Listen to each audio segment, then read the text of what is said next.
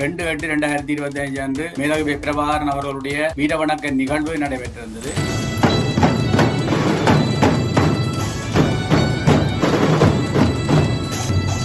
அந்த வீரவணக்க நிகழ்வுக்கு பின்னர் நாங்கள் ஒரு அதிகாரப்பூர்வமான ஒரு ஊடக நேர்காணலாக இன்றைக்கு உங்களோடு இணைந்து கொண்டிருக்கிறோம். ஏற்கனவே நாங்கள் இந்த நிகழ்வு செய்யப்படுவதற்கு முன்னர் நீண்ட ஒரு ஊடக சந்திப்புகளை செய்திருக்கின்றோம், நேரடியான ஊடக சந்திப்புகளை ஏற்படுத்தி இருக்கிறோம். அந்த இடங்கள் எல்லாம் கருத்துக்கள் எல்லாம் சொல்லி இருக்கிறோம். ஆனால் இந்த நிகழ்வு முடிஞ்சதுக்கு பிற்பாடு சில அதாவது சொல்வாருன்னா மழை பெய்ததுக்கு பின்னும் தூரல் நிற்காது என்று சொல்லி சில கருத்துக்கள் சில விமர்சனங்கள் இப்பவும் சிலது நடைபெற்றுக் கொண்டு பல வருடங்கள் கடந்து மேதகுவே பிரபாகரன் அவர்களுக்கு தற்போது அந்த நினைவஞ்சலி வீரவணக்க கூட்டம் நடத்துவது எதற்காக? ஒரு அவலமான சூழ்நிலையாகத்தான் இருந்தது. அந்த ஒரு நிலையில் எந்த விதமான தமிழ் தேசிய செயற்பாடுகளும் செய்யப்பட முடியாத, தமிழினத்தினுடைய அடையாளங்களை எடுத்து செல்ல முடியாத ஒரு கையறு நிலைதான் அங்கே இருந்தது. ஒரு அடிமைகள் போல வாழ வைக்கப்பட்டு கொண்டிருக்கிற ஒரு தேசத்தின் மக்களாகத்தான் நாங்கள் இருக்கின்றோம். அனைத்து தமிழர்களும் தேசிய தலைவருக்காக ஒன்றிணைந்து அவருடைய அந்த தியாகத்தை, அவருடைய வழிகாட்டல நாங்கள் ஏற்றுக்கொண்டு எதிர்காலத்திலேயும் நாங்கள் பயணிக்கணும். அதே மாதிரி அவருடைய தியாகம் ஒரு காவியத்தனமாக அங்கு நடத்தப்பட்டிருக்குது. அந்த தமிழ்ல கொள்கையை கடைசி வரைக்கும் சரணாகதி அடைய செய்யாம அந்த லட்சியத்துக்காக அவர் தன்னை மட்டுமில்ல தன்னுடைய குடும்பத்தையும் இந்த இனத்துக்காக தியாகம் செய்திருக்கிறார் என்றதை நாங்கள் எதிர்கால வரலாற்றுல அதை முன்னிலைப்படுத்தி எங்களுடைய விடுதலை கனவை நாங்கள் சென்றடையணும். அதற்கு மக்கள் தலைமுறையாக அடுத்த தலைமுறைகளும் தயார்படுத்தப்படணும் என்றதுக்கான அந்த வரலாற்று கடமை. தமிழ் தேசியம் என்றதே வீரர்களுடைய தியாகத்தின் அடிப்படையில கட்டி எழுப்பப்பட்டுத்தான் இன்றைக்கு போய்கொண்டிருக்கு விடுதலை போராட்டத்தில். அப்ப அந்த வரலாற்றின் நடுநாயகமாயிருந்த தலைவருடைய தியாகம் ஏன் இந்த தேசியத்தினுடைய வீரவணக்க நிகழ்வு நடத்தப்படக்கூடாது என்ற விடயத்தை மக்களுக்கு தெளிவுபடுத்தினார். இது இப்படியான விடயங்கள்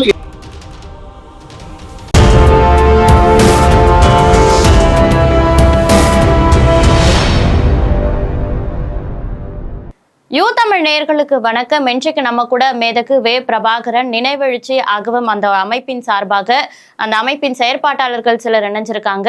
சுவிட்சர்லாந்துல நடந்த இந்த வீர வணக்கம் தொடர்பான பல விஷயங்களை இவங்க கிட்ட நம்ம கேட்டு தெரிஞ்சுக்க போறோம். சார், ஒவ்வொருத்தரா நீங்க உங்களை அறிமுகப்படுத்திட்டா நேயர்களுக்கும் அது ரொம்ப பயனுள்ளதா இருக்கும். சார், என்னுடைய பேர் சூனா கவி. நான் விடுதலை புலிகள் இயக்கத்தினுடைய உத்தியோகபூர்வ பத்திரிகையாக இருந்த விடுதலை புலிகள் என்ற பத்திரிகையினுடைய ஆசிரியராக இருந்துள்ளேன். எந்த நாட்டிலிருந்து தொடர்பு கொண்டிருக்கீங்க சார்? நாங்கள் 3 பேருமே சுவிட்சர்லாந்துல இருந்து தான் தொடர்பு. சுவிட்சர்லாந்துல இருந்து. Okay sir. அடுத்தது சார். வணக்கம், என் பேர் இளங்குட்டுவன். நினைவெழுச்சி ஆவத்தின் செயற்குழு உறுப்பினர்கள்ல ஒருவராக இருக்கிறேன். நானும் சுவிட்சர்லாந்து தான் இருக்கிறேன். அடுத்தது சார். வணக்கம், என்னுடைய பேர் அறிவுமணி. நான் மேதகு பிரபாகரன் நினைவெழுச்சி ஆகம் என்ற அமைப்பினுடைய ஊடக பிரிவினுடைய இணைப்பாளராக நான் இருக்கிறேன். இப்போ நாங்கள் இன்றைக்கு இன்றைய அந்த ஒரு நேர்காணலை நாங்கள் கடந்த 2/8/2025 அன்று மேதகு பிரபாகரன் அவர்களுடைய வீரவணக்க நிகழ்வு நடைபெற்றிருந்தது.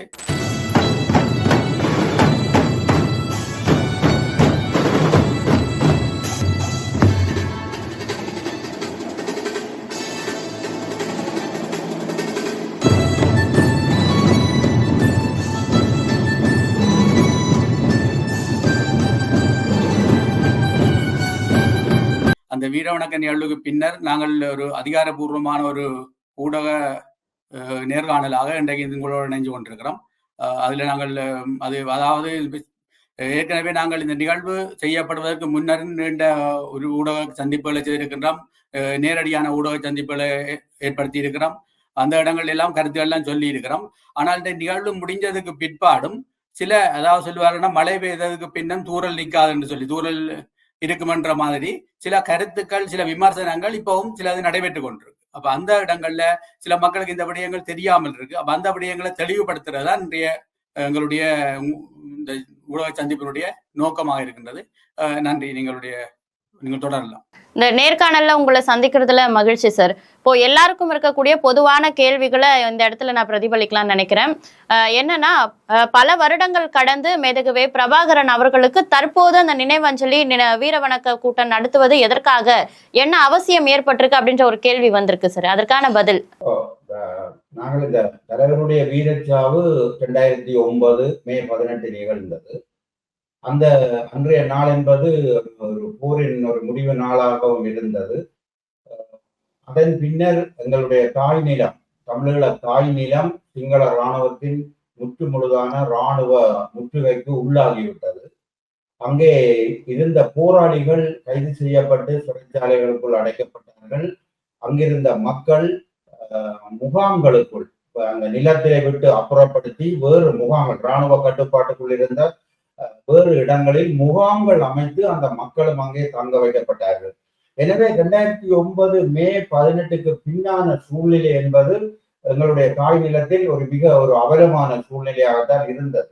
அந்த ஒரு நிலையில் எந்த விதமான தமிழ் தேசிய செயற்பாடுகளும் செய்யப்பட முடியாத அல்லது தமிழினத்தினுடைய அடையாளங்களை எடுத்து செல்ல முடியாத ஒரு கையறு நிலைதான் அங்கே இருந்தது. அந்த அந்த அந்த நேரத்தில் தலைவருடைய வீரச்சாவு நிகழ்வை செய்வதென்பது சாத்தியமே இல்லை. போராளிகள் சிறைச்சாலைகளுக்குள், மக்கள் முகாம்களுக்குள் அப்படியாக காலங்கள் கடந்து கொண்டிருந்தன. இதே வேளையில் மக்களுக்கும் எங்களுடைய தேசிய தலைவருடைய வீரச்சாவு தொடர்பான தகவல்கள் அங்கே சென்றடையவில்லை. மிகவும் குழப்பகரமான ஒரு சூழலும் பல்வேறு விதமான கருத்துருக்களும் அவர்கள் மிகவும் ஒரு ஒரு ஒரு நெருக்கடியான வாழ்நிலைக்குள் இருந்தபடியாலும் இது பற்றி எவருமே சிந்திக்க முடியாத ஒரு சூழ்நிலை தான் அன்று இருந்தது. ஆனால் பின்னர் படிப்படியாக சிறைச்சாலைகளுக்குள் புனர்வாழ்வு என்ற பெயரில் சிறைச்சாலைகளுக்குள் வைக்கப்பட்டிருந்த போராளிகள் விடுதலையாகி அவர்கள் மெதுமெதுவாக புலம்பெயர் தேசங்களுக்கு வந்து சேர்ந்த பின்னர் தான் இந்த தலைவருடைய வீரச்சாவு நிகழ்வு நடத்தப்பட வேண்டும் என்ற கருத்து பரவலாக்கப்பட்டது, அதாவது விவாதிக்கப்பட்டது அந்த நிலையில்தான். ஆனால் இன்றும் கூட இவ்வளவு புலம்பெயர் தேசத்தில் தலைவருடைய வீரச்சாவு நிகழ்வை நடத்துவது தொடர்பான கலந்துரையாடல்கள் நடந்து கொண்டிருக்கின்ற இதே நேரத்தில் எங்களுடைய தாயகத்தில், எங்களுடைய தமிழீழ தாயகத்தில் தலைவருடைய பெயரை சொல்வதோ அல்லது தலைவருடைய ஒரு புகைப்படத்தை பைக்குள் அல்லது ஒரு போனுக்குள் வைத்திருப்பதோ ஒரு தடை செய்யப்பட்ட விடயமாக, ஒரு குற்றமாக கருதப்பட்டு அவர்கள் கைது செய்யப்படுகின்ற ஒரு சூழல் தாயகத்திலே இருந்தது. எனவே புலம்பெயர் தேசத்தில் தான் இப்படியான ஒரு நிகழ்வு நடத்தப்படக்கூடிய ஒரு ஏது நிலை புறச்சூழல் ஒன்று இங்கே இருந்தது. ஆனால் ஆரம்பத்தில் போராளிகள் இங்கே தலைவருடைய வீரச்சாவு நிகழ்வை ஒரு ஒரு வீரவணக்க நிகழ்வை நிகழ்த்தி அதை வரலாற்றில் பதிய வேண்டும் என்கின்ற ஒரு கருத்துடன் போராளிகள் இருந்த போது அதற்கு சரியான முறையில் ஒத்துழைப்புகள் கிடைக்கவில்லை. இங்கே புலம்பெயர்ந்த தேசத்தில் புலிகள் இயக்கத்தினுடைய அமைப்பு, அதாவது ஒவ்வொரு அமைப்புகள் இங்கே செயற்படுகின்றன. அந்த அமைப்புகளிடம் இருந்து போராளிகளுக்கு சரியான முறையில் ஆதரவு கிடைக்காத சூழலில் இது அப்படியே இழுபட்டு கொண்டு போய்கொண்டிருந்தது. அதேவேளை மக்களிடமும் ஒரு வகையான ஒரு குழப்பங்களை நிலவியது உண்மை. இந்த மக்களிடம் ஏற்பட்ட இந்த குழப்பங்களை சாதகமாக பயன்படுத்தி கொண்டு புலம்பெயர் தேசத்தில் இருந்த ஒரு சிலர் தலைவர் உயிருடன் இருக்கிறார் என்றும் அவர் ஒரு புலம்பெயர் நாடொன்றில் இருக்கிறார் என்றும் அவருக்கான பராமரிப்பு செலவு, மருத்துவ செலவுக்கு என்று சொல்லி பணங்கள் சேர்க்கப்பட்டு ஒரு முறைகேடு நடந்து கொண்டிருந்த நிகழ்வுகள் ஒரு பக்கம் நடந்து கொண்டிருந்த போது அவர்கள் தலைவர் உயிருடன் இருக்கின்றார் என்கின்ற கருத்தை அவர்கள் சொல்லிக் கொண்டிருந்தார். இன்னொரு புறத்தில் எங்களுடைய பொதுமக்கள் தலைவருடைய வீரச்சாவை ஏற்றுக்கொள்ள முடியாமல் திணறிக் கொண்டிருந்தார்கள். அவர்கள் தலைவர் உயிருடன் இருக்கின்றார்கள் என்பதை நம்ப விரும்பினார்கள். என்றால் அத்தகைய ஒரு பெரும் தலைவன் உயிருடன் இல்லை என்பதை ஏற்றுக்கொள்வதற்கு அவர்களுடைய மனநிலை அவர்களுக்கு அது இடம் கொடுக்கவில்லை. இத்தகைய சூழலில் இந்த விடயங்களை இந்த வியாபார அரசியலை செய்து கொண்டிருந்த இந்த புலம்பெயர் தேசத்தில் இருந்த சிலர் அதை பயன்படுத்தி கொண்டிருந்த போதுதான் இங்கே புலம்பெயர் தேசத்தில் வந்த புலம்பெயர் தேசம் என்றால் எல்லா நாடுகளும், ஐரோப்பிய கண்டம், அமெரிக்கா, ஆஸ்திரேலியா கண்டங்கள் எல்லாவற்றிலும் வந்திருந்த இந்த முன்னாள் போராளிகள் ஒன்று திரண்டு அவர்கள் இந்த ஒரு கலந்துரையாடலை நிகழ்த்தி இப்படி ஒன்று செய்யப்பட வேண்டும் என்கின்ற ஒரு கருத்து நிலைப்பாட்டிற்கு வந்துதான் இதை அவர்கள் செய்தார்கள். இந்த 16 வருட கால இடைவெளி என்பது இப்படித்தான் அது கடந்து போனது. இறுதியில் அது ஒரு மிக வெற்றிகரமான ஒரு நிகழ்வாக கடந்த ஆகஸ்ட் 2ஆம் தேதி அன்று சுவிட்சர்லாந்தில் மிக வெற்றிகரமாக அது நடத்தப்பட்டு விட்டது. இப்போ வெற்றிகரமா அந்த வீர வணக்க நிகழ்வை நீங்க நடத்தி முடிச்சிருக்கீங்க. இதன் மூலமா இதன் வாயிலா என்னென்ன மாதிரியான மாற்றங்கள் ஏற்பட்டிருக்கிறதா நீங்க உணர்றீங்க சார்? மாற்றங்கள் என்பது இந்த நிகழ்வு நடத்தப்பட வேண்டும் என்பது எங்களுடைய ஒரு ஒரு ஒரு ஒரு வரலாற்று கடமை. அந்த வரலாற்று கடமையை நாங்கள் செய்திருக்கிறோம். அந்த வரலாற்று கடமை என்னென்றால் ஒவ்வொரு இனமும் தன்னுடைய வரலாற்றை அடுத்தடுத்த சந்ததிக்கு கடத்த வேண்டும். நாங்கள் ஈழத்தமிழர் நாங்கள் ஒரு 30 வருடத்துக்கு மேலான ஒரு வீரமிகு தியாகம் நிறைந்த ஒரு விடுதலை போராட்டத்தை நடத்தியிருந்தோம்.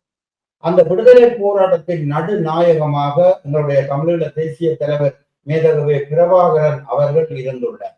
அவர் இந்த விடுதலை போராட்டத்தை ஆரம்பத்தில் இருந்து தொடக்கி அதியுச்சம் வரை வளர்த்த காலகட்டங்களில் அவருடைய ஆற்றல், எங்களுடைய போராளிகளுடைய தியாகம், இறுதியில் அவருடைய தியாகம் உட்பட என்று இது ஒரு ஒரு ஒரு ஒரு மிகப்பெரிய ஈழத்தமிழரின் வரலாற்றில் என்றுமே இல்லாத அளவுக்கான முதல் தடவையாக நிகழ்ந்திருக்கின்றது என்று சொல்லக்கூடிய அளவுக்கான ஒரு விடயம் ஒன்று நடந்தது.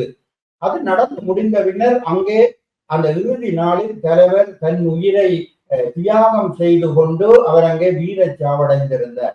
இது வரலாற்றில் இடம்பெற்று எங்களுடைய எதிர்கால சந்ததிக்கு இந்த வரலாறு கடத்தப்பட வேண்டும் என்பது ஒரு ஒரு ஒரு ஒரு ஒரு முக்கியமான நிலைப்பாடு. அதை கடத்துவது யார் என்று சொன்னால் இந்த முன்னாள் போராளிகள் தான், அந்த புலிகள் இயக்கத்தை சேர்ந்த போராளிகள் தான் அதை கடத்த வேண்டும். அந்த நிகழ்வை கடத்துவதன் மூலம் எதிர்கால சந்ததி, நான் எதிர்கால சந்ததி என்று சொல்வது நூற்றுக்கணக்கான ஆண்டுகளுக்கு பின்னர், ஆயிரக்கணக்கான ஆண்டுகளுக்கு பின்னர் வரப்போகின்ற எங்களுடைய தமிழ் சந்ததி இங்கே எப்படி ஒரு விடுதலை போராட்டம் நடந்தது, அந்த விடுதலை போராட்டத்தை எப்படி எமது தலைவர் அதை நிகழ்த்தி இருந்தார் என்ற அந்த வரலாறு, அவருடைய வீர சாதனைகள், போராளிகளுடைய தியாகம், அவருடைய தியாகம் என்ற இந்த வீர வரலாறு எங்களுடைய எதிர்கால சந்ததிக்கு சொல்லப்பட வேண்டும். எனவே அதற்கு ஒரு அத்திவாரம் ஒன்று இடப்பட வேண்டும். வெறுமனே சும்மா சொல்ல முடியாது. ஒரு அத்திவாரம் ஒன்று இடப்பட வேண்டும். அந்த அத்திவாரம் என்னென்றால் அது தலைவர் இந்த விடுதலை போராட்டத்தில் வீரச்சாவடைந்த அந்த நாள் அவருடைய நினைவு நாளாக கொள்ளப்பட்டு அது காலந்தோறும் ஈழத்தமிழர்களின் எழுச்சி நாளாக நினைவு கூறப்பட்டு இந்த விடுதலை போராட்ட வரலாறு காலம் ஊராக கடத்தப்பட வேண்டும் என்பதுதான் எங்களுடைய நோக்கம். அதற்காக நாங்கள் இட்ட அத்திவாரம் தான் இந்த தலைவருடைய வீர வணக்க நிகழ்வு என்கின்ற இந்த விடயம். இதே வேளையில நாங்கள் இந்த வீர வணக்க நிகழ்வை செய்யாமலே பல்வேறு விதமான கருத்துக்கள் இருக்கின்றது. எங்களுடைய மக்களிடம் என்னென்றால் எங்களுடைய தலைவரை ஒரு கடவுளுக்கு நிகராக வைத்து போற்றுகின்ற ஒரு பக்குவம் என்று எங்களுடைய மக்களிடம், எங்களுடைய போராளிகளிடம், எல்லோரிடமும் இருக்கின்றது. அது அவருடைய அளப்பரிய ஆற்றலின் உச்சமாக அது வந்ததுதான். அது எங்களுடைய தமிழ் இலக்கியங்களில் செயல்படுது. வையத்தில் வாழ்வாங்கு வாழ்பவர் அது தெய்வத்தை போல வைக்கப்படுவார் என்கின்ற கருத்துக்கள் 2000 வருஷங்களுக்கு முன்னரே அது அப்படி ஒரு கருத்துக்கள் எல்லாம் வந்திருக்கு. அதுபோல எங்களுடைய தலைவர்கள் ஒரு தெய்வத்துக்கு இணையான ஒரு கருத்து நிலையுடன் எங்களுடைய மக்கள் வைத்திருக்கின்றார்கள். எனவே சிலருக்கு சில குழப்பங்கள் ஏற்படுகின்றது என்னென்றால் அந்த தெய்வத்திற்கு ஒரு வீர வணக்க நாள் தேவையில்லை என்ற ஒரு கருத்தொன்றை அவர்கள் வைத்திருக்கின்றார்கள். அவரு ஒரு நாள் அல்ல 366 நாளும் எங்களுடைய நினைவுக்குரிய நாள் என்று அவர்கள் ஒரு கருத்தொன்றை சொல்கின்றார்கள். அந்த கருத்தில் நாங்கள் அந்த கருத்து தொடர்பாக நாங்கள் பெரும் விமர்சனங்களுக்குள் போக விரும்பவில்லை. ஏனென்றால் அது ஒரு அன்பின் நிமித்தம், நேசத்தின் நிமித்தம் வந்த ஒரு கருத்து. ஆனால் நாங்கள் அதை கடந்து ஒரு அரசியலாக, ஒரு வரலாறாக இந்த நினைவுகள் பதியப்பட வேண்டும் என்கின்ற இடத்தில் தான் எங்களுக்கும் இந்த வீர வணக்க நிகழ்வு நடத்தப்பட வேண்டும் என்கின்றவர்களுக்கும் அப்படியான ஒரு தேவையில்லை என்கின்றவர்களுக்கும் இடையிலான முரண்பாடு இந்த இடத்தில் தான் வருகின்றது. நாங்கள் என்ன சொல்கின்றோம் என்றால் அது ஒரு நாள் நடத்தப்பட வேண்டும். அவர் கடவுளை போல் பார்க்கப்படுகின்றார், அவருடைய வீர தீர சாகசங்கள் தொடர்பாக எல்லாம் அப்படி இருக்கின்றது என்பது அது இருந்தாலும் கூட அந்த நிகழ்வு நடத்தப்பட வேண்டும். ஏனென்றால் 100-200 வருடங்களுக்கு பின்னர் அப்போது இருக்கின்ற மக்களுடைய மனநிலை எப்படி இருக்கும் என்று இவருக்கும் தெரியாது. வரலாறு காலங்கள் கடக்க கடக்க வரலாறுகள் மறக்கப்படுறது ஒரு மனிதனுடைய ஒரு வளம். இன்றைக்கு இருக்கிற சந்ததி, அடுத்த சந்ததி, இந்த போருக்குள் வாழ்ந்த சந்ததி பல பேரை சரியான முறையில் அடையாளம் கண்டு அதை வைத்திருக்கும். ஆனால் ஒரு 7-10 சந்ததிகள் கடந்து நூற்றுக்கணக்கான வருடங்கள் போகும்போது அது மெல்ல மெல்லமாக அந்த இது அது விடுபட்டு போடும். அதுக்கு மிக முக்கிய காரணம் என்னென்றால், எங்களுக்கு என்ற ஒரு அரசு இல்லை. இப்ப ஈழத்தமிழர்களுக்கு என்ற ஒரு அரசு ஆட்சி இருக்குமாக இருந்தால் அது இந்த 30 வருட விடுதலை போராட்டத்தையும் தலைவருடைய அளப்பெரிய தியாகத்தையும் ஆற்றலையும் பள்ளி மாணவர்களுக்கு பாட புத்தகங்களை சொல்லிக் கொடுப்பதன் மூலம் எங்களுடைய கட்டுப்பாட்டுக்குள் இருக்கின்ற தொலைத்தொடர்பு ஊடக சாதனங்கள் மூலம் அந்த வரலாற்றை வெளிப்படுத்துவதற்கும் எங்களுக்கு ஒரு வாய்ப்பு கிடைத்திருக்கும். ஆனால் நாங்கள் அரசற்ற ஒரு அடிமைகள் போல வாழ வைக்கப்பட்டு கொண்டிருக்கின்ற ஒரு தேசத்தின் மக்களாகத்தான் நாங்கள் இருக்கின்றோம். எனவே நாங்கள் சில வரலாற்று அடையாளங்களை ஏற்படுத்தி வருடத்தில் ஒரு முறையாவது எங்களுடைய வரலாற்றை நாங்கள் நினைவு கூற வேண்டும் என்பது எங்களுடைய ஒரு கட்டாயமாக இருக்கின்றது. நாங்கள் சும்மா பொதுவாக சொல்லலாம், கடவுள் தலைவரை கடவுள் என்று வர்ணிக்கிற அவர்களுக்காக ஒரு விடயம் என்று சொல்லலாம். என்னென்றால், நாங்கள் கடவுளை வணங்குகின்றோம், கடவுள் எங்கு நிறைந்திருக்கின்றார் எல்லாம் நாங்கள் சொல்கின்றோம். ஆனாலும் நாங்கள் கடவுளுக்கு ஊருக்கு ஒரு கோயில் கட்டி வைத்திருக்கின்றோம். அந்த கோயிலுக்கு சென்றுதான் நாங்கள் வணங்குகின்றோம். வீட்டிலிருந்து வணங்குகின்றோம், சென்றும் வணங்குகின்றோம். அது மட்டும் இல்லாமல் வருடத்துக்கு ஒரு முறை அந்த கோயிலில் திருவிழாக்களும் வைக்கின்றோம். அது ஏனென்றால் அந்த கோயிலுக்கு போய் அங்கே வணங்கி அந்த இறைவனை தரிசிப்பது என்பது ஒரு மரபாக இருக்கின்றது. அதே போல் தான் நாங்கள் தலைவருடைய ஒரு நினைவு நாளை நாங்கள் உருவாக்குகின்றோம். அந்த நினைவு நாளை வருடந்தோறும் நாங்கள் நினைவு கூறுகின்றோம். அந்த நினைவு கூறுகின்ற அந்த நாளில் இந்த வரலாறு 30 வருட வரலாற்றை எங்களுடைய மக்களுக்கு, அடுத்தடுத்த சந்ததி மக்களுக்கு நாங்கள் அதை எடுத்து கூறுகின்ற நிகழ்வாகவும் அதை மாற்றுகின்றோம். சுருக்கமாக சொன்னால், எதிர்கால தமிழ் சந்ததிக்கான ஒரு அரசியல் விழிப்புணர்வை ஊட்டுவிக்கும் ஒரு வரலாற்று நிகழ்வாகத்தான் நாங்கள் இந்த வீரவணக்க நிகழ்வை நிகழ்த்தி இருக்கின்றோம்.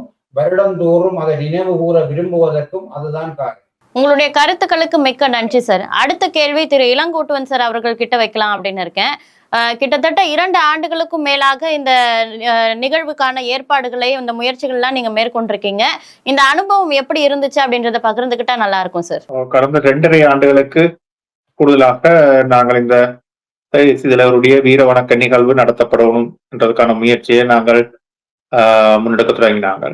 அந்த நேரத்துல நாங்கள் புலம்பெயர் தேசத்துல செயற்பட்டு கொண்டிருக்கிற முக்கிய அமைப்புகள் உட்பட 35 அமைப்புகளுக்கு மேல தொடர்பு கொண்டாங்க. உதாரணத்துக்கு தமிழர் ஒருங்கிணைப்பு குழு, நடந்த அரசாங்கம், தொடர்பகம் உட்பட 35க்கு மேற்பட்ட அமைப்புகளுக்கு நாங்கள் தொடர்பு கொண்டு தேசிய தலைவருடைய வீர வணக்க நிகழ்வை நாங்கள் ஒன்றிணைந்து எல்லாரும் ஒன்று கூடி, தமிழர்களாக ஒன்று கூடி தமிழர்களுடைய தேசிய தலைவருக்கான அந்த இறுதி வணக்க நிகழ்வை நாங்கள் நடத்தணும், அதற்கான வீர வணக்க நிகழ்வை நடத்தணும்ன்றதுக்கான முயற்சியை முன்னெடுத்தினாங்க. கிட்டத்தட்ட ஒரு 6 மாசத்துக்கு கிட்ட நாங்கள் அவர்களுடைய அவர்கள் எல்லாருமே ஒன்றாக இணைஞ்சு முதல்கட்ட சந்திப்புகளை நடத்தி நாங்கள் அதற்கான ஏற்பாடுகளை செய்யணும்ன்றதுக்கு கிட்டத்தட்ட 4 மாதங்கள் வரைக்கும் நாங்கள் காத்திருந்த நாங்கள் பதில்கள் வராததால. அதுக்கு பிறகு ஓரளவுக்கு நாங்கள் இப்படி நீண்ட காலமாக நீங்கள் பதில் சொல்லாமல் இருக்கிறீங்க, இதுக்கான பதில்களை தயாரிக்கணும்னு சொல்லி கேட்டதன் பேர்ல அவையில் ஒரு விடயத்தை தெளிவாக ஏற்றுக்கொண்டிருந்தவில் தேசிய தலைவர் வீரச்சாவு என்ற விடயத்தை அனைவருமே அதை ஏற்றுக்கொண்டிருந்தவேல் அதை அவர்கள் அனைவரும் அறிஞ்சிருக்கணும் என்றதிலையும் மாற்று கருத்தை இருக்கையில.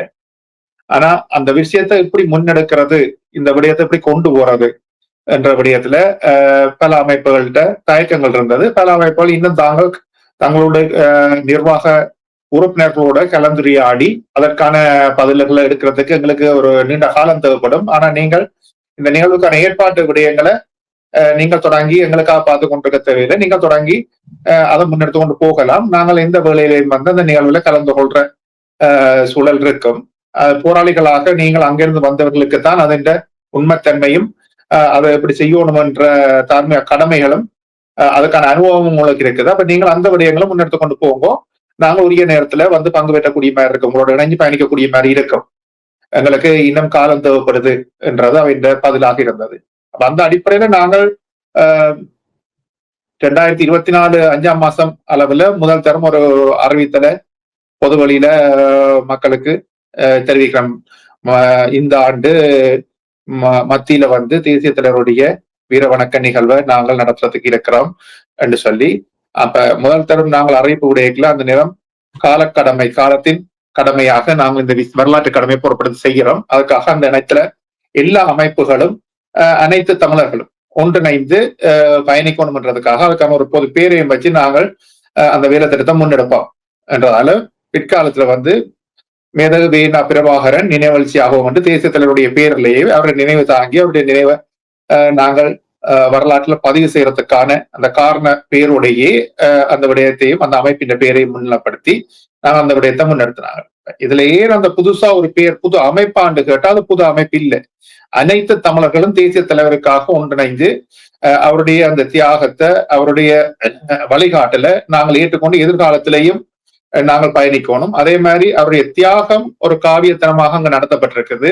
அந்த தமிழ்ல கொள்கையை கடைசி வரைக்கும் சரணாகதி அடைய செய்யாம அந்த லட்சியத்துக்காக அவர் தன்னை மட்டுமில்லை தன்னுடைய குடும்பத்தையும் இந்த இனத்துக்காக தியாகம் செய்திருக்கிறார் என்றதை நாங்கள் எதிர்கால வரலாற்றுல அதை முன்னிலைப்படுத்தி எங்களுடைய விடுதலை கனவை நாங்கள் சென்றடையணும். அதற்கு மக்கள் தலைமுறையாக அடுத்த தலைமுறைகளும் தயார்படுத்தப்படணும் என்றதுக்கான அந்த வரலாற்று கடமை செய்யறதுக்கான முயற்சியை முன்னெடுத்தினாங்க. அப்ப அதுல அந்த பேரை கூட நாங்கள் உண்மையிலேயே எல்லாரும் இணையும் எல்லா அமைப்புகளும். ஏண்டா ஒரு அமைப்பு இதை முன்னெடுக்குது என்ற ஒரு தனித்துவ அடையாளம் இருக்கக்கூடாது. உதாரணத்துக்கு அதை வந்து இப்ப உதாரணத்துக்கு இங்க எக்ஸ் என்ற ஒரு அமைப்பு தேசிய செயற்பாடுல இருக்கின்ற எக்ஸ் என்ற அமைப்பு முன்னெடுக்குது என்ற பெயர் வரக்கூடாது. ஏன்னா தமிழ்ல தேசிய தலைவர் என்றவர் அனைத்து தமிழர்களுக்கும் உரிய ஒரு வழிகாட்டி ஒரு தலைவராக இருக்கிறார். தமிழ்ல விடுதலை போராட்டத்தின் ஆன்மகாவா அவர் தான் இருக்கிறார். அப்ப அவருக்காக அனைவரும் ஒன்றிணைந்து அதை செய்யணும், அந்த வரலாற்று கிழமை செய்யணும்ன்றதுக்காக அது ஒழுங்கமைக்கப்பட்டு அதுக்கான முயற்சியில முன்னெடுத்து கொண்டு போனாங்க. ஆனா இறுதிக்கால பகுதியில நாங்கள் அந்த நிகழ்வுக்கான தேதி குறிப்பிடப்பட்டு கிட்டத்தட்ட 2.5 வருஷம் நாங்கள் பயணிச்சு வந்திருந்தாலும் எல்லாரும் அவதானிச்சிருப்பீங்கள், கிட்டத்தட்ட கடைசி ஒரு 15 நாள் இல்லாட்டி 20 நாள் இருக்கைகளை தான் பல அமைப்புகள் பல தமிழ் தேசிய செயற்பாட்டுல ஈடுபட்டிருக்க பல அமைப்புகள் வந்து மக்களுக்கு ஒரு அறிவித்தல் அப்படின்னா தேசிய தலைவருடைய வீர வணக்க நிகழ்வு நடத்தப்பட இருக்குது. அது ஒரு இனங்காணப்படாத இல்லாட்டி அடையாளப்படுத்தப்படாத ஒரு துரோக கும்பலால செய்யப்பட போகுது என்ற மாதிரியான போலி பிரச்சாரங்களை முன்வைக்கணும். ஆனா அவையோட நேரடியாக தொடர்பு கொண்டிருக்கிறோம், காலங்காலமாக அவையோட தொடர்புல இருக்கிறோம். ஒருவரை இங்க இருக்கிற எல்லாருக்குமே நன்கு தெரியும். இருந்தாலும் அவையில் வந்து மறைமுகமாக மக்களை குழப்பத்துக்கான ஒரு அறிக்கை அப்படின்னா அதுவும் தமிழ்ல தேசிய தலைவருக்கு அவருடைய தியாகத்தை ஏற்றுக்கொண்டு அஞ்சலி செலுத்தணும் என்றதுக்கான எல்லா ஏற்பாடுகளும் பூர்த்தியாகி அந்த நாளை நெருங்கி கொண்டிருக்கல மக்கள் அந்த நிகழ்வுக்கு போக வேண்டாம் என்ற ஒரு கருத்தை அவள் விதைக்கினான். அவ தமிழ் தேசியம் என்றதே வீரர்களுடைய தியாகத்தின் அடிப்படையில கட்டி எழுப்பப்பட்டுத்தான் இன்றைக்கு போய்கொண்டிருக்குது இந்த விடுதலை போராட்டத்தில். அப்ப அந்த வரலாற்றின் நடுநாயகமா இருந்த தலைவருடைய தியாகம், அந்த மிகப்பெரிய தியாகத்தை தலைவருடைய நினைவு வந்து போக வேண்டாம் என்று தமிழ் தேசியத்தை முன்னெடுத்து கொண்டிருக்க அமைப்புகள் அடுத்தடுத்த ஒவ்வொரு நாடுகள்ல இருந்தும் பல அறிவித்தல்களை விட்டு கொண்டிருந்தது. அப்ப அதுகளை மீறி இந்த நிகழ்வுல வந்து மக்கள் தங்களுடைய தலைவருக்கான இந்த வரலாற்று கடமை தாங்கள் முன்னெடுக்கணும் செய்யணும் என்றதுல மிக பெரும் அளவுல இணைஞ்சு அந்த நிகழ்வை மிகவும் சிறப்பாக தலைவருக்கு உரிய ஒரு மிக பெரும் அஞ்சல் நிகழ்வாக கிட்டத்தட்ட 2009க்கு பின்னுக்கு நடந்த புலமை தேசத்துல ஒரு மிக பெரும் நிகழ்வாக அந்த நிகழ்வு நடந்து இருக்குது. இந்த நிகழ்வு நடைபெறும் இடத்துல பாத்தீங்கன்னா கடைசி நேரத்துல அந்த மண்டபம் தடை செய்யப்பட்டது, அதற்கப்புறம் பாத்தீங்கன்னா அந்த நிகழ்வே வந்து வேற இடத்திற்கு மாற்றப்பட்டது போன்ற தகவல்கள்லாம் சோசியல் மீடியால உலா வர்றதை நம்ம பாக்குறோம். இது உண்மைதானா சார்? இல்ல, அப்படியான எந்த ஒரு சம்பவம் நடக்கையில அது உண்மையிலேயே வந்து இன்றைக்கு சமூக வலைத்தளங்கள் குறிப்பிட்ட மாதிரி சமூக வலைத்தளங்களை பொறுத்த மட்டும் உண்மையிலேயே உண்மைக்கு புறம்பான கருத்துக்களை மக்கள் மத்தியில கொண்டு போறதுல மிக முக்கிய கடமையை அந்த சமூக வலைத்தளங்கள் இன்றைக்கு நடத்தி கொண்டிருக்குது. அதுல ஏன்னு சொன்னா அந்த சமூக வலைத்தளங்கள்ல வந்து கருத்து சொல்ற ஆக்களோ இல்லாட்டி விடயங்களை முன்வைக்கிற ஆக்களோ வந்து தன்னுடைய முகத்தை அடையாளப்படுத்துறது இல்லை.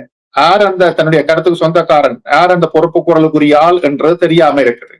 புலம்பெயர் தேசத்துல வந்த அந்த மரபு அறிக்கைகள்ல கூட எல்லாமே ஒரு மொட்டை காகிதங்களாக பொறுப்பு கூறல் இன்றி மக்களுக்கு விடுக்கப்பட்ட அறிவிப்புகளா இருக்கு. ஆனா அந்த அறிவிப்புக்கு உரிய அமைப்புகள் அடையாளப்படுத்தப்பட்டது. அந்த அமைப்புகள்ல ஆறு இதுக்கு பொறுப்பெடுக்கிறது. அந்த பொறுப்பு கூறல் அற்ற ஒரு தான் தோண்டித்தனமான செயற்பாடு தமிழ் தேசிய தளத்தில் இன்றைக்கு நடக்குது. அந்த வகையில தான் அடையாளப்படுத்தப்படாத மக்கள், அடையாளப்படுத்தப்படாத ஊடகங்கள், அடையாளப்படுத்தப்படாத நபர்கள்ன்ற வாயில இருந்து சமூக வலைத்தளங்கள் ஊடாக போலியான பிரச்சாரங்கள் நடத்தப்பட்டதுன்னு சொன்னா அந்த மண்டபம் நிகழ்வு நடக்காது, மண்டபம் மாற்றப்பட்டிருக்கு, நிகழ்வு நிறுத்தப்பட்டிருக்குது என்று சொல்லி. உதாரணத்துக்கு இப்ப இந்த நிகழ்வை முன்னெடுக்கிற நினைவெழுச்சியத்தின் அடையாளப்படுத்தப்பட்ட உறுப்பினர்கள் படத்தை போட்டு கூட போலியான கருத்துகள் விதைக்கப்பட்டது என்று சொன்னா நாங்களே சொல்ற மாதிரி, உதாரணத்துக்கு எங்களுடைய படத்தை போட்டுட்டு அவங்களுக்கு டெக்ஸ்ட்ல எழுதி விடுவினோம் இந்த நிகழ்வு தற்கொலைமா பிற்போடப்பட்டிருக்கு, இல்லாட்டி நடத்தப்பட்டிருக்குது சொல்லி. அப்ப இன்றைக்கு தமிழ் மக்கள் ஒன்றுல மிக தெளிவாக இருக்கணும். இந்த தமிழ் தேசிய தளத்துல எப்படி சமூக வலைத்தளங்கள் மக்களை குழப்பறதுக்கான வேலையை செய்யுது. இது ஒரு திட்டமிட்ட ஒரு புள்ள நிகழ்ச்சி நிரலாக உலகத்துல இன்றைக்கு எல்லா நாடுகள்லையும் சமூக வலைத்தளங்கள் பயன்படுத்தப்பட்டு கொண்டிருக்குது. அதுல தமிழினம் கட்டாயமே ஒரு விழிப்புணர்வுல இருக்கணும். அதே நேரம் அந்த நிகழ்வு நிறுத்தப்பட்டுட்டு நிகழ்வு நடக்காது என்ற விடயங்களை முன்னெடுத்தாக்கள் ஆரண்டு பார்த்தா அந்த அமைப்புகள் அந்த விடயங்களை முன்னெடுத்தாக்கள் போலி நடவடிக்கைகள்ல கடந்த காலத்துல போலி நடக்கிற சுயநலமாக தலைவர் இருக்கிறார், ஒரு குடும்பம் இருக்காரு, காசு சேர்த்து அந்த அமைப்புகளை சேர்ந்தவர்கள் அந்த விடயங்களை முன்னெடுக்கிறாங்க. ஆனா அந்த விடயங்களை முன்னெடுத்தவர்கள் இங்க இருக்கிற உதாரணத்துக்கு சுவிட்சர்லாந்துல உலகத்தமிழர் ஒருங்கிணைப்பு குழு பெயர்ல அந்த போலி நடவடிக்கைகளை முன்னெடுக்கணும். ஆனா தமிழர் விடுதலை புலிகள் சுவிஸ் கிளை என்ற இங்க இருக்கிற தமிழர் ஒருங்கிணைப்பு குழு சுவிஸ் கிளை என்ற பெயர்ல சுவிஸ் தமிழர் ஒருங்கிணைப்பு குழு பெயர்ல அவையில் அறிக்கை விடினோம். ஆனா சுவிஸ் தமிழர் ஒருங்கிணைப்பு குழு அது சார்ந்த எந்த அறிவித்தலையுமே விடையில, எந்த ஒரு மரபு அறிவித்தலையும் விடையில, மக்களுக்கு ஒரு தெளிவுபடுத்தலையும் விடையில. இதனாலேயே இந்த நிகழ்வு நடந்த அப்புறம் பல மக்கள் தொடர்பு கொண்டு தங்களுக்கு அந்த குழப்பத்தால நாங்கள் வரையிலாம போயிட்டது. இது ஒரு மாபெரும் வரலாற்று நிகழ்வு, வரலாற்று தலைவருக்கு நடத்தப்பட்ட ஒரு வீர வணக்க நிகழ்வு. அப்ப இந்த நிகழ்வுல தாங்கள் கலந்து கொள்ளாம போனதுக்கு காரணமே இங்க நடத்தப்பட்ட ஆள் மாறாட்டம் மாதிரி ஒரு அமைப்பு மாறாட்டங்கள் நடத்தப்பட்ட. ஆனா அமைப்பு மாறாட்டம் ஒன்று நடத்தப்பட்டா அந்த அமைப்பு எந்த அமைப்பின் பேர்ல ஒரு போலியான ஒரு பிரச்சாரம் பெறுதோ அந்த அமைப்பு உடனே அதுக்கு பொறுப்பு கூறி இது எங்களுடையது இல்ல மக்களுக்கு தெளிவுபடுத்தி இருக்கோம். அதே மாதிரி இந்த நிகழ்வுக்கு போக வேண்டாம் என்ற ஒரு துண்டு பிரசத்தை விருந்தவியல் இந்த நிகழ்வு செய்யறாக்கள் சார்ந்து ஒரு போலியான பிம்பங்களை உருவாக்கி தங்களுக்கு மேல தெரியாது இது ஒரு கும்பலில் சதி என்ற பேர்ல விடினமே ஒழிய ஏன் இந்த நிகழ்வுக்கு போகக்கூடாது, ஏன் இந்த தேசியத்தினுடைய வீர வணக்க நிகழ்வு நடத்தப்படக்கூடாது என்ற விடயத்தை மக்களுக்கு தெளிவுபடுத்தினார். அப்ப இது இப்படியான விடயங்கள் எதிர்காலத்திலையும் தொடர்ந்து மக்கள் விழிப்புணர்வோட இருந்து சமூக வலைத்தளங்களால் வார கருத்துக்களையும் போலியாக வார துண்டு பிரசுரங்களையும் சரியாக இனங்கண்டு தமிழ் தேசிய தளத்துல பயணிக்கணும் என்றதை இந்த நேரத்தில் நாங்கள் மிகவும் கவனத்துல கொள்ளணும்னு சொல்லி மக்கள்கிட்ட உரிமையோட கேட்டுக்கொள்றோம். உங்களுடைய கருத்துக்களுக்கு மிக்க நன்றி சார். அடுத்த கேள்வி திரு அறிவுமணி சார் அவர்கள் கிட்ட. இந்த நிகழ்வில் கலந்துகிட்ட மக்களுடைய உணர்வுகள் எப்படி இருந்தது அப்படின்றத நீங்க கண்கூடா நேரடியா பார்த்திருப்பீங்க, அதை எங்க கூட பகிர்ந்துகிட்டா நல்லா இருக்கும் சார். உண்மையிலேயே இந்த நிகழ்வுல கலந்து கொண்டிருந்த மக்கள் மிகவும் கனத்த இதயத்தோட அந்த நிகழ்வுல கலந்து கொண்டிருந்தார்கள். மக்கள் எதிர்பார்த்ததை விடவும் உண்மையிலேயே நிகழ்வு உணர்வுபூர்வமாகவும் பேரெழுச்சியாகவும் இடம்பெற்றிருந்தது. அந்த விடயத்துல மக்கள் ஒரு திருப்தி, மக்களிடம் மிகுந்த திருப்தி காணப்பட்டது. 16 வருடங்களாக கடந்த 16 வருடங்களாக அவர்கள்ட்ட இருந்த ஏக்கங்களும் ஆதங்கங்களுக்கும் அவர்கள் ஒரு அந்த இடத்துல அந்த நிகழ்வுல தங்களுடைய வணக்கத்தை மரியாதையை செலுத்தியதனூடாக அவர்களுக்கு ஒரு பூரணமான ஒரு திருப்தி ஏற்பட்டிருந்தது. வரலாற்றில இருந்து உண்மையில அந்த நிகழ்வு எப்படி நாங்கள் சொல்லலாம் என்று சொன்னால் ஒரு வரலாற்று தலைவரும் தலைவருடைய குடும்பமும் உண்மையில ஒரு வரலாற்று அழிப்பில இருந்து ஒரு நினைவழிப்பில இருந்து பாதுகாக்கப்பட்டதுன்றதான் உண்மையா சொல்ல வேண்டிய விடயம். ஏனென்றால் 16 ஆண்டுகளுக்கு பிறகு அந்த நிகழ்வு நடைபெற்றிருக்குது. அப்ப உடனடியா நடக்க இல்லை என்றும் 16 ஆண்டுகளுக்கு பிறகும் மிகுந்த எதிர்ப்புகளுக்கு மத்தியிலையும் அப்ப அது கூடுதலான அமைப்புகள் இதுல முக்கியமான காரணம் என்னன்னு சொன்னால் ஏன் இதை செய்கிறார்கள் என்றது, யார் இதை செய்கிறார்ன்ற ஒரு தெளிவில்லாத ஒரு காரணத்தாலதான் பலர் அதை எதிர்த்து விமர்சனம் செய்து கொண்டிருந்தார்கள். அப்ப அந்த நிகழ்வு உண்மையில நிறைவடைந்ததுக்கு பிறகு அது அவர்கள் தாங்கள் ஒரு தவறான ஒரு வேலையை செய்தார்கள் என்றது அவர்களாகவே ஒத்துக்கொண்டார்கள். ஏனென்றால் இந்த இதுல யார் இந்த நிகழ்வை செய்கிறாள் என்னன்ற விடயங்களை ஒரு விவரமாக முழுமையாக செயல அறிஞ்சு கொள்ள இல்லை. இவை இந்த ஊடகங்கள் என்ற ஒரு விடயம் தான். கூடுதலாக இன்றைக்கு மக்கள் வந்து ஊடகங்களை ஒரு விடயங்களை வாசிக்கிறது அல்லது அதை ஒரு செய்திகளை ஆழமாக பார்க்கிறன்ற விடயம் இன்றைக்கு இல்லை. ஒரு இளைய தலைமுறையிட்டு அந்த விடயம் உண்மையில இல்லாம போய் கொண்டிருக்குது. அப்ப நேரம் இல்ல, வேலைப்பழுக்கள் காரணம் உபாரண விடயங்களால என்ன செய்யறேன்னு சொன்னாலும் தொலைபேசிகள்ல அவர்கள் டிக்டாக் என்ற உபாரண ஒரு தளங்களை வச்சு கொண்டிருக்கணும், அதுகளை போய் பார்க்கறது. அதுல வந்து கதைக்கிறார்கள் நீங்கள் ஆரம்பிச்சு சொன்னா உண்மையில ஒரு தெளிவில்லாத முழுமையான ஒரு விளக்கம் இல்லாத ஒரு ஆகலாம் அதை கதைப்பினும். அப்ப அவர்கள் வந்து ஒரு அறிவுபூர்வமான விடயத்தை சொல்ல போறது இல்லை. அதால தவறான ஒரு விடயம் இருந்தது. ஆனா வந்து இந்த நிகழ்வு நடந்ததுக்கு பிறகு மக்கள் அதுல முழுமையா அந்த நிகழ்வை வந்து சரியான முறையில் செய்யப்பட்டிருக்கின்றதையும் அதை சரியான ஆக்கள் அதை செய்தார்கள் என்றதையும் அவர் விளங்கி கொண்டார்கள். அது முதல் முழுமையா விளங்கி கொள்ளாட்டியும் விளங்கி கொண்டனர். அடுத்தது வந்து என்ன சொன்னால் அவர்கள் அந்த நிகழ்வில் உண்மையில கலந்து கொண்ட மக்கள் இந்த நிகழ்வை ஏற்பாடு செய்தவர்களுக்கு தங்களுடைய ஒரு நன்றியையும் ஒரு திருப்தியையும் தெரிவித்தார்கள். இது வந்து ஒரு உண்மையில வீரவணக்க நிகழ்வுன்றது நன்றி கூறுற ஒரு நிகழ்வு இல்லை. ஆனால் இந்த 16 ஆண்டுகளுக்கு பிறகு அந்த நிகழ்வை முன்னெடுத்து கொண்டிருந்த போராளிகள் மீது செய்யப்பட்ட விமர்சனங்கள், அவதூறுகளுக்கு மத்தியில அதுகளுக்குள்ள நின்று அந்த விடயத்தை செய்து முடித்தார்கள் என்றது மக்களால மிகவும் வரவேற்கப்படுற ஒரு விடயமா இருக்குது. அந்த அடிப்படையில் அந்த நிகழ்வுக்கு வந்தாக்களும் சரி, அந்த வர முடியாமல் ஏற்கனவே இளங்கோட்டன் அவர்கள் சொன்னது போல பல மக்கள் வர முடியாம போயிட்டு, ஏன்னா இறுதி நேரத்துல ஒரு செய்தி கூட விட்டிருந்தார்கள்னா நிகழ்வு நிறுத்தப்பட்டுடுது. நிகழ்வு நிறுத்தப்பட்டு விட்டது என்ற ஒரு செய்தியை கூட முழுமையாக விட்டிருந்தார்கள். அப்ப அவைகளை பார்த்த மக்கள் நிகழ்வுக்கு வராமல், அப்ப வராத மக்கள் தங்கள் ஊடகங்களோட எடுத்து தொடர்பு கொண்டு கதைத்தார்கள். கதைத்த போது சொன்னபடியும் என்னென்னு சொன்னால், நீங்கள் வந்து இந்த நிகழ்வை செய்திருக்கிறீங்க, தலைவருக்கான வணக்க நிகழ்வை செய்திருக்கிறீங்க, இனி வந்து தாங்கள் இந்த இடத்துல வர முடியாமல் போயிட்டு அந்த நிகழ்வுக்கு. அப்ப இனிமேல் நடக்கிற மாவீரர் நாள் நிகழ்வுகள்ல தலைவருடைய திருவுருவப்படம் வைக்கப்பட்டு அவருக்கு வணக்கம் செலுத்தணும், தாங்கள் அதை செய்ய வேண்டும், தங்களுடைய கடமை என்று சொல்லி அவர்கள் பலர் அதை சொல்லியிருந்தார். அதே நேரத்தில் நிகழ்வில் வந்திருந்தவர்கள் நிகழ்வு முடிவடைந்து போகின்ற பொழுதும் இந்த விடயங்களை சொல்லியிருந்தார். இப்ப நிகழ்வில் உண்மையில நாங்கள் தலைவருடைய ஒரு திருவுருவப்படத்தை கொடுத்த நாங்கள் அவருடைய வீரவணக்கம் என்று அவருடைய வீரச்சவனாலையும் போட்டு குறித்த ஒரு திருவுருவப்படம், அந்த படத்தை உண்மையில ஆர்வமா வேண்டவர்கள் அதில் அவர்கள் கேட்டுக்கொண்ட விடயம் இதுதான். இது வந்து தலைவருக்கான வணக்க நிகழ்வு நீங்கள் மாவீரர் நாள் நாங்கள் செய்யணும் என்றது. இப்ப இதுல நான் என்ன சொல்ல வரேன் என்று சொன்னால், இந்த மக்களின் எதிர்பார்ப்புன்றது மக்களுக்கு நான் சொல்ல வர விடயம் கூடி, இந்த மக்கள் கேட்டுக்கொண்ட ஒரு விடயத்தை இந்த புலம்பெயர் தேசங்களில் இருக்கிற அமைப்புகள் இந்த நிகழ்வு நடைபெறுவதற்கு முன்னர் இந்த நிகழ்வை புறக்கணிக்க சொல்லி சில விடயங்களை சொல்லி இருந்தார்கள். அவர்கள் விட்டு அந்த வரலாற்று தவறை அவர்கள் திருத்திக் கொள்ள வேண்டும். திருத்திக் கொள்றதுக்கான ஒரு வாய்ப்பு தான் அவர்களுக்கு வருகின்ற மாவீரர் நாள் நிகழ்வுகள்ல தலைவருடைய திருவுருவப்படத்தை வைத்து அந்த மக்கள் தலைவருக்கு வணக்கம் செலுத்துறதா ஒரு வாய்ப்பை ஏற்படுத்தி கொடுக்கணும் என்றதை நான் இதில் கேட்டுக்கொள்றோம். அன்றைக்கு அந்த நிகழ்வில் உண்மையில கலந்து கொண்டிருந்த மக்கள் எங்களுக்கு நன்றி சொன்ன மாதிரி அந்த கலந்து கொண்டிருந்த மக்களுடைய உணர்வுகளையும் அவர்களுடைய அந்த உறுதியையும் நாங்கள் மதிக்கிறோம். ஏனென்றால் இவ்வளவு மிரட்டல்கள் ஒவ்வொருத்தராக எடுத்து இப்ப உண்மையில அதை நாங்கள் ஆழமா சொல்றதா இருந்தால் எப்படி என்று சொன்னால், மக்களுக்கு தொலைபேசியில் சில அமைப்புகளுக்கு தொலைபேசி எடுத்து நீங்கள் நிகழ்வுல போகக்கூடாது, இந்த நிகழ்வை நாங்கள் ஏற்றுக்கொள்ள இல்லை, இது தவறான ஒரு ஆகலா செய்யப்படுகிறது, இவ்வாறான ஒரு விடயங்களை சொல்லிக் கொண்டிருந்தார். அதே ஊடகங்களாக இருக்கிற இப்ப சுவிட்சர்லாந்தா இருக்கலாம், ஐரோப்பாவா இருக்கலாம், இது நாடுகளில் இருக்கிற ஊடகங்களுக்கு எடுத்தும் மிரட்டல்களை சொல்லிக் கொண்டிருந்தார்கள். உங்களுக்கு தெரியும், இந்தியாவில் இருக்கிற ஊடகங்கள், இப்ப இந்தியாவில் இருக்கிற ஊடகங்கள் நாங்கள் இதுல கூடுதலாக எங்களோட நெருங்கி பயணித்த ஊடகங்கள் இருக்கிறார்கள், அவர்களுக்கும் எடுத்து தொடர்ச்சியான மிரட்டல்களை செய்து கொண்டிருந்தார்கள். நீங்கள் இந்த செய்திகளை ஊடகங்கள்ல பதிவிடக் கூடாது என்ற விடயம் கூட சொல்லப்பட்டது. அப்ப இவ்வாறான அழுத்தங்களுக்கு மத்தியில துணிஞ்சு தாங்கள் குடும்பமாக அந்த நிகழ்வுக்கு மக்கள் வந்தார்கள் என்றது ஒரு மிகப்பெரிய ஒரு வரலாற்று நிகழ்வு, வரலாற்று பதிவு.